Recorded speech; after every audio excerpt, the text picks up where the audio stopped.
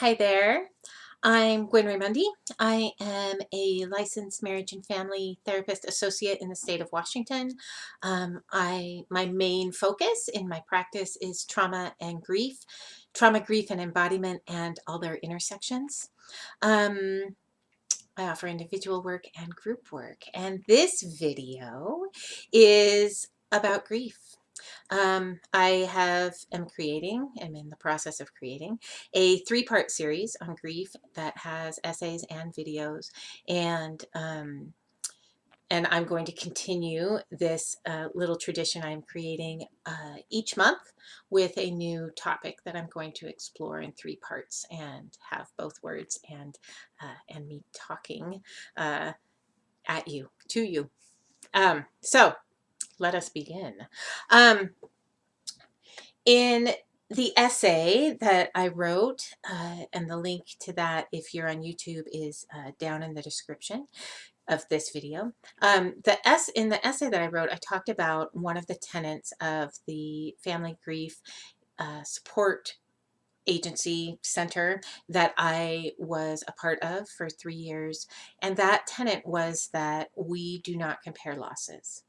So in our groups, we would open each group with our set of guidelines, tenets, covenants, rules, and they were that confidentiality, we don't give advice, and then, of course, we don't compare losses. The reason for this, as I'm sure is perfectly obvious, or maybe not, is that often when we are in the rawness and newness of our grief, it can feel incredibly all-consuming and overwhelming, and that we may deeply believe, truly believe, that no one has ever experienced grief like ours. And so our grief and the leading up to our grief, so the days or the events that led up to the death of our person in the example of working at the center, um, may just feel like they are the worst things ever that ever happened to anyone. And while it is true that it may have been the worst thing that's ever happened to us individually, um, there is no loss that is, excuse me, there is not a loss that we experience as humans that is really super fun, right? Typically with loss, there is grief, there is sadness, there is devastation sometimes, there is destruction of who we were and the life that we had. There is there there is grief, and it is raw, and it is painful, and it hurts like hell. And it is true that no one has ever experienced grief in the exact way that we are in those moments, right? Because only we have experienced the loss of this person or relationship or being, right? Only we have experienced the loss of the relationship, that unique relationship that we had with them. And only we experience grief in the way that we experience grief. While that is truly, truly unique, it is also true that loss and grief are part of the human experience, and that it is highly unlikely that any of us will get out of our lived life without having experienced an incredibly intense and probably devastating feeling, grief.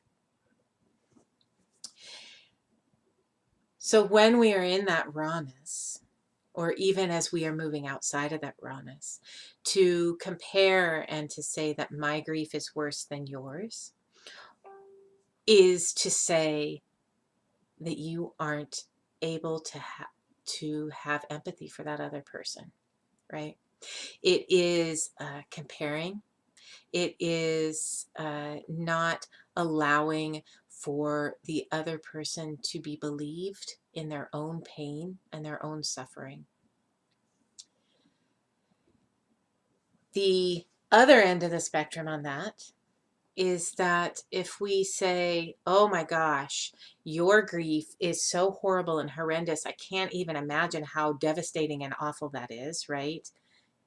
While the intention may be kind what I believe is trying to be expressed is, wow, I really see how hard this is for you. Yet what is conveyed is that you're a freak, right? And wow, that's awful. And thank God that didn't happen to me, right? And what is felt by the person that this is being said to is actually a feeling of not being understood, a feeling of not being seen, a real feeling of isolation and being alone. So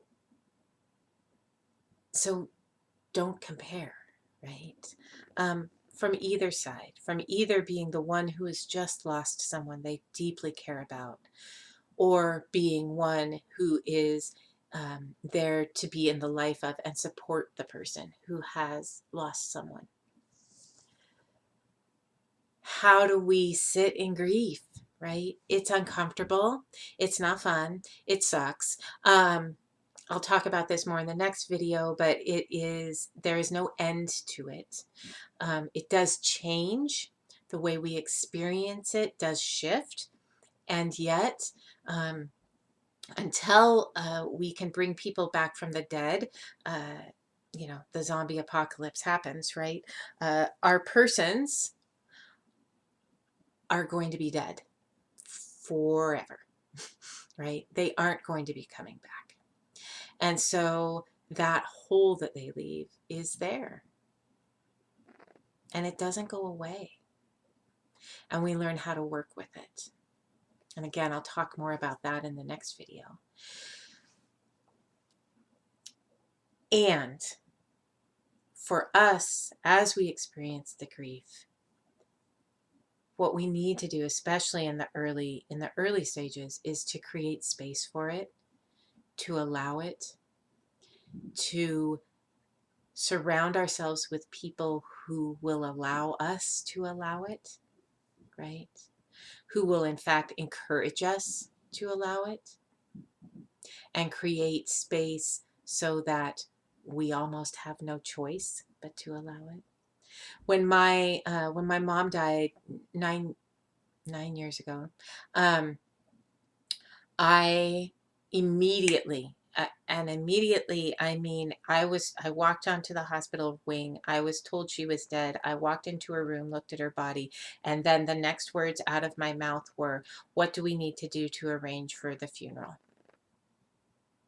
There was no grief. There was going right into take care of business. Now, part of this was probably shock, right? Part of this is my personality. Part of this was also a very real, I'm not going to feel this, because it was too much. And in some ways it still is, right? And in some ways it's a lot less. A lot less. And I don't mean a lot less in that I miss her any less. I mean that the raw stabbing pain of it is less. And when we are able to remember that ourselves, when we're in it, it helps a little bit. To have other people remind us of it doesn't necessarily help, right? It feels, again, like we're unheard. So if you are in a place of supporting someone who is grieving, my best advice is listen. Share your own stories of the person. Help them talk about what has been lost, be it a person, be it a relationship, be it a beloved pet, be it what or whoever it is, right?